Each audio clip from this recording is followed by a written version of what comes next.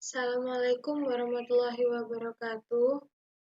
Nama saya Nur Hidayati Nisa, nomor 28 dari kelas 11 MIPA 4. Di sini saya akan mempresentasikan tentang sistem reproduksi.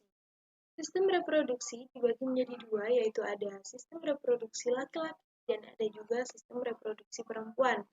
Untuk yang pertama, saya akan membahas tentang struktur reproduksi laki-laki terlebih dahulu ya teman-teman. Struktur reproduksi laki-laki itu dibagi menjadi dua, yaitu yang pertama ada bagian luar dan juga ada bagian dalam. Untuk bagian luarnya sendiri itu ada penis di sini. Dan juga ada skrotum. Untuk penis itu berfungsi sebagai organ eksternal untuk urinisasi. Jadi, penis itu merupakan alat persetubuhan atau kopulasi sebagai alat untuk memindahkan cairan sperma ke alat reproduksi wanita. Secara struktural, penis tersusun atas 3 rongga berisi jaringan erektil berspon. Dua rongga terletak di tengah dinamakan korpus cavernosa. Korpus spongiosum berada di bawah korpus cavernosa dan terdapat saluran reproduksi yakni uretra. Di bagian ujung penis terdapat kepala penis atau gland penis yang tertutup oleh lipatan kulit preputium. Di dalam rongga penis terdapat jaringan erektil berisi banyak pembuluh darah dan saraf. Saat terjadi rangsangan seksual, rongga akan penuh terisi darah. Akibatnya, penis mengembang dan menegang atau ereksi. Apabila rangsangan ini terus-menerus terjadi, sperma akan keluar melalui uretra atau ejakulasi. Jumlah sperma yang dikeluarkan sekitar 2 hingga 5 ml semen, atau 1 ml itu sama dengan 5 sampai 130 juta sperma. Untuk yang kedua, itu ada skrotum, kantung yang di dalamnya berisi testis. Di sini nih letaknya. Skrotum itu berupa kulit yang membungkus testis. Kulit ini cenderung mengendor saat suhu luar panas dan mengkerut saat suhu dingin.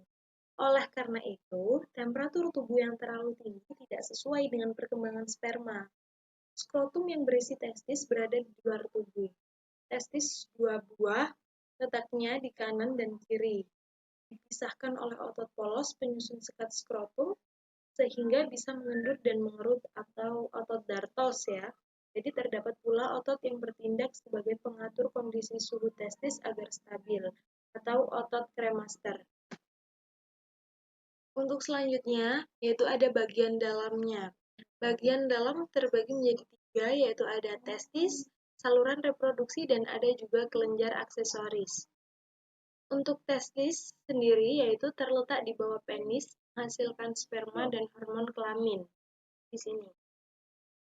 Jadi, proses pembentukan sperma terjadi di dalam tubulus seminiferus. Di antara tubulus seminiferus terdapat sel-sel Leydig penghasil hormon testosteron dan hormon androgen. Yang kedua yaitu saluran reproduksi. Yang pertama ada epididymis, berfungsi menyimpan sperma sampai matang. Jadi, saluran yang keluar dari kedua testis, di sini sperma akan disimpan sementara dan dimatangkan. Yang kedua ada vas deferens, saluran lanjutan epididymis.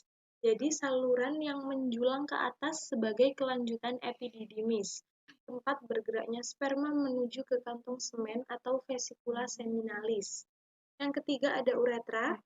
Uretra ini sebagai ekskresi urin dari kandung kemih dan sebagai saluran ejakulasi.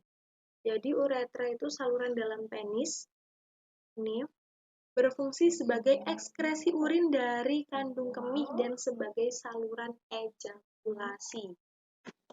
Yang ketiga ada kelenjar aksesoris, terdiri dari 3, yaitu ada vesikula seminalis, kelenjar prostat, dan kelenjar bulbouretralis. Untuk vesikula seminalis, ini tampak dari samping ya, seperti ini. Untuk tampak dari depannya itu seperti ini. Jadi, Fascicula seminalis atau kantung mani itu menghasilkan cairan kental kekuning-kuningan, bersifat basah, mengandung mukus, enzim koagulasi, asam askorbat, prostaglandin, dan gula fruktosa atau sumber energi sperma. Untuk kelenjar prostat, ini tampak dari samping kelenjar prostat seperti ini, dan ini untuk tampak dari depan. Kelenjar prostat itu penghasil getah kelamin bersifat encer, mengandung enzim antikoagulan, penyuplai nutrisi, dan berasa agak asam. Untuk yang ketiga ada kelenjar bulbouretralis, ini tampak dari samping dan ini tampak dari depan. Jadi kelenjar bulbouretralis atau kelenjar Cooper kecil, jumlahnya sepasang. Hasil sekresinya cairan bening, menetralkan urin asam pada uretra, membawa sejumlah sperma bebas sebelum dikeluarkan dari dalam tubuh.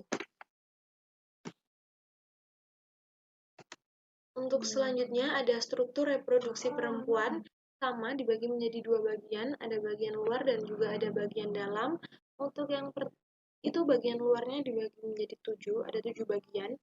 Ada vulva, pubic bone, bibir besar atau labia mayora, bibir kecil, labia minora, klitoris, orificium erectrae, dan ada selaput darah atau hymen.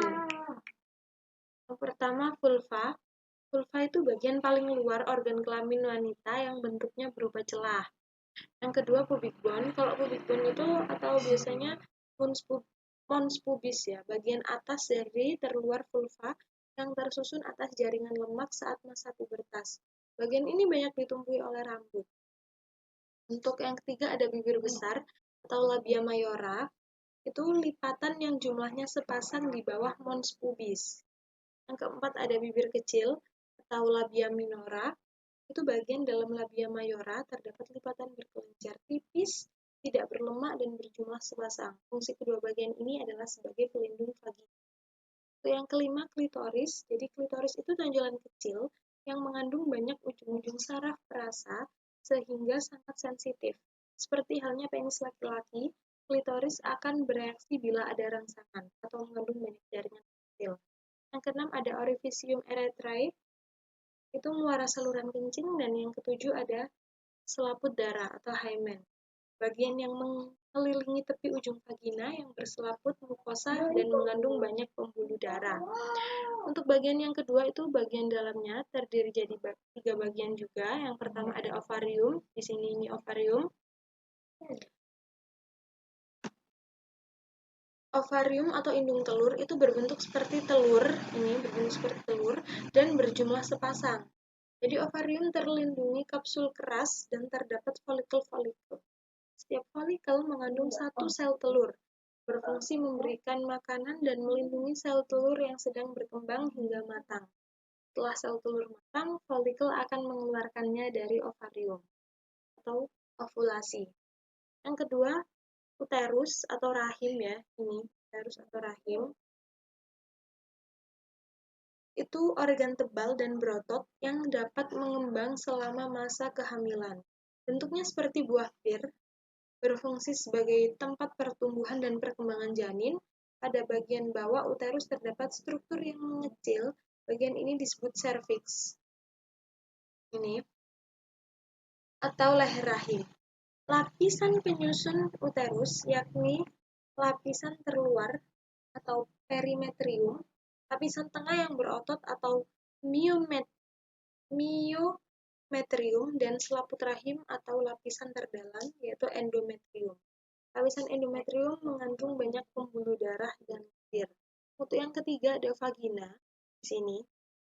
Jadi vagina itu merupakan saluran dengan dinding dalam berlipat-lipat dan memanjang dari leher rahim ke arah vulva, sekitar 7-10 cm.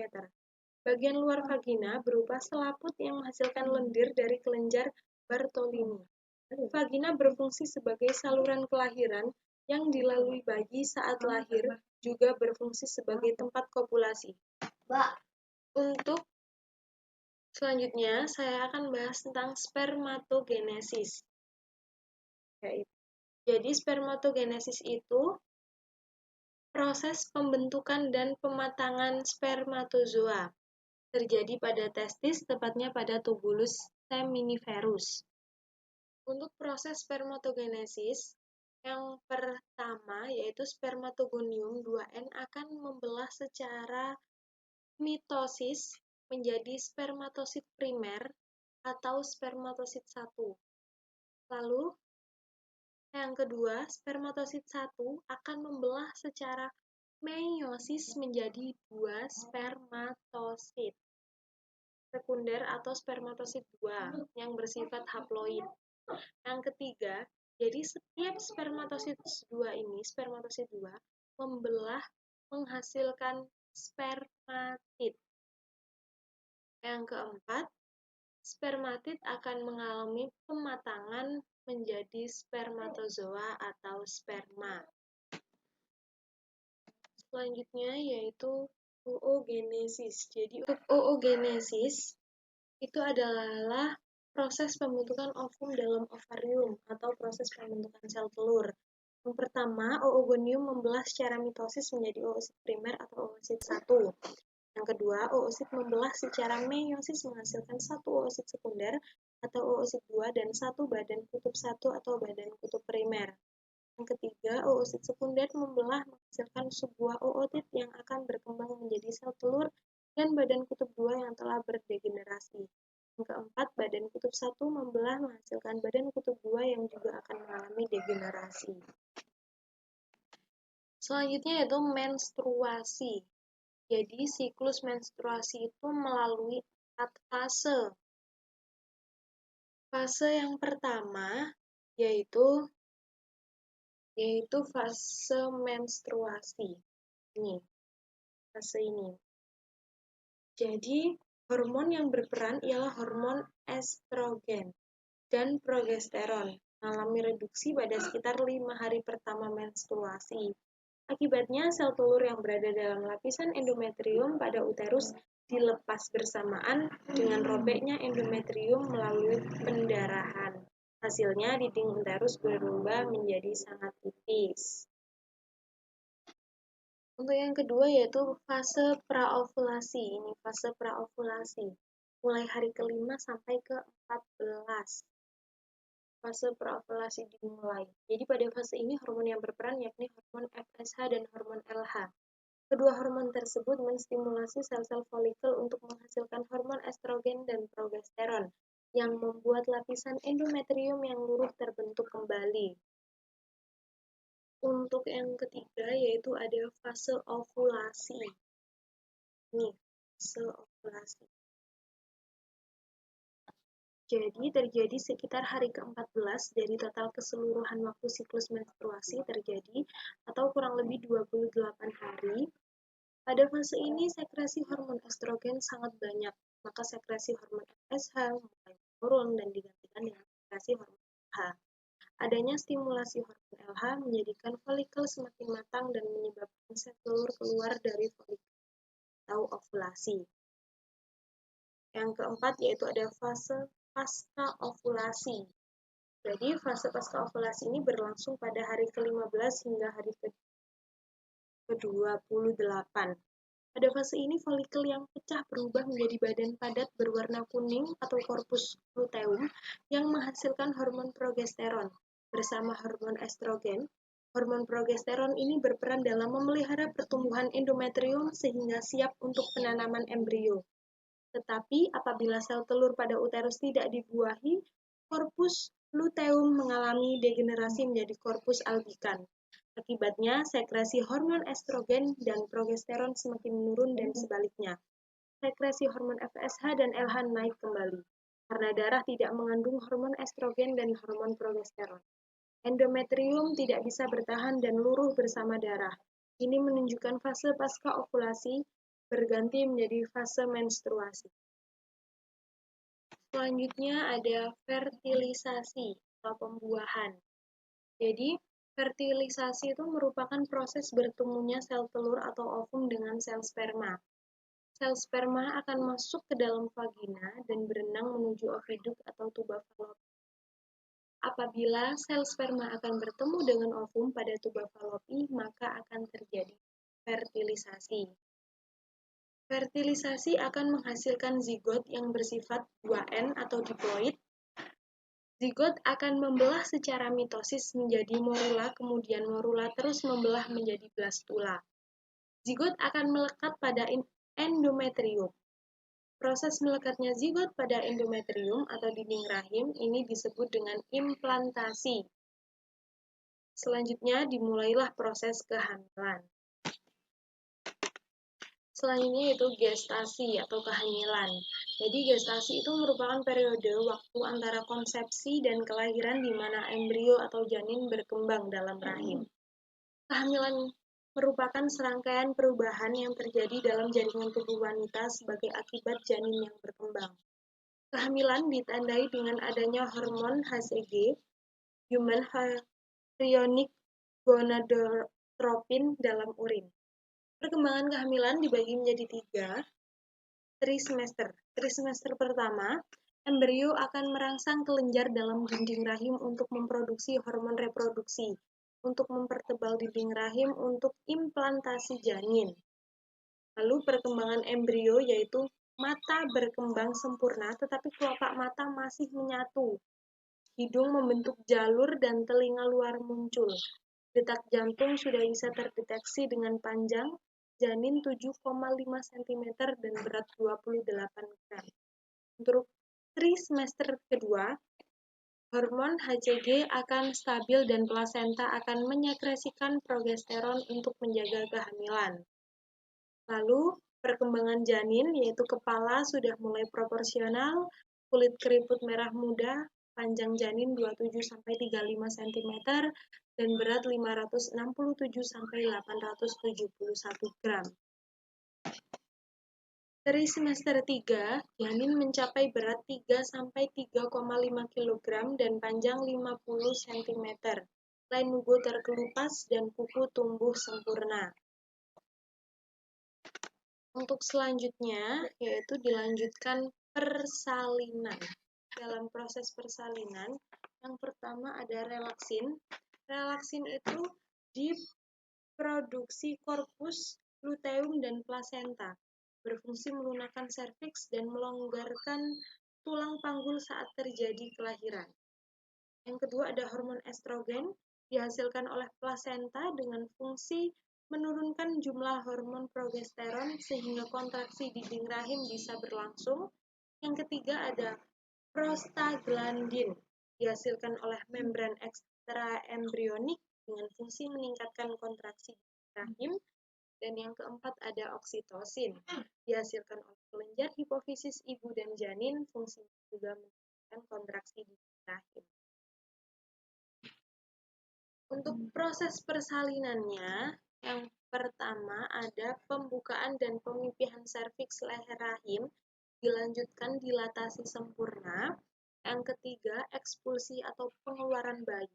Jadi kontraksi yang kuat dan terus-menerus mengakibatkan bayi mulai turun dari uterus menuju vagina. Yang keempat, keluarnya bayi yang berplasenta.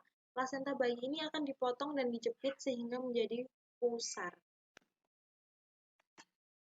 Selanjutnya yaitu keluarga berencana atau KB. Itu dibagi menjadi 2, ada kontrasepsi permanen dan ada kontrasepsi non-permanen. Untuk kontrasepsi permanen, yaitu cara mencegah kehamilan yang tidak dapat dikendalikan lagi. Kebanyakan cara ini dilakukan dengan cara operasi. Contohnya vasektomi, yaitu kontrasepsi permanen pada pria. Pada perempuan disebut tubektomi. Kontrasepsi permanen, yaitu kontrasepsi yang suatu saat masih mampu hamil atau kemampuan kehamilannya dapat dikembalikan. Metode ini dapat dilakukan dengan berbagai cara, yaitu yang pertama ada pil, yang kedua kondom, yang ketiga IUD, intrauterine device, 4 diafragma, dan yang kelima sistem kalender, dan lain-lain. Selanjutnya yaitu gangguan pada sistem reproduksi pria, yaitu saya di sini hanya akan bahas salah satunya saja, yaitu hipogonadisme pada pria. Jadi hipogonadisme itu kegagalan fungsi dari kelenjar reproduksi baik pada pria, testis maupun perempuan, ovarium. Jadi gejala hipogonadisme penderita sejak lahir itu adanya gangguan pertumbuhan organ seks eksternal, alat kelamin seperti ambigu, tidak jelas pria atau perempuan. Yang ketiga, alat kelamin tidak berkembang. Kalau gejala hipogonadisme penderita saat pubertas, itu masa pubertas tertunda, masa otot tidak berkembang, suara yang tidak berubah, gangguan pertumbuhan rambut di tubuh, pertumbuhan penis dan testis terganggu, perkembangan jaringan payudara. Untuk pria dewasa, itu mengubah karakteristik fisik maskulin, merusak fungsi reproduksi normal atau disfungsi ereksi, interfertilitas, pertumbuhan jenggot dan rambut tumbuh berkurang, osteoporosis, dan perubahan mental dan emosional. Selanjutnya, untuk gangguan pada sistem reproduksi wanita, yaitu salah satunya adalah kanker serviks. Jadi kanker serviks itu adalah kanker yang tumbuh pada sel-sel di leher rahim. Gejala kanker serviks itu pendarahan melalui vagina di luar masa menstruasi, keluar cairan berbau tidak sedap dari vagina, timbul rasa sakit tiap berhubungan seksual, dan nyeri panggul. Untuk cara pencegahannya, ada berhubungan seks secara aman, menerima vaksin HPV, dan rutin menjalani pap smear. Terima kasih telah menyaksikan video presentasi dari kami.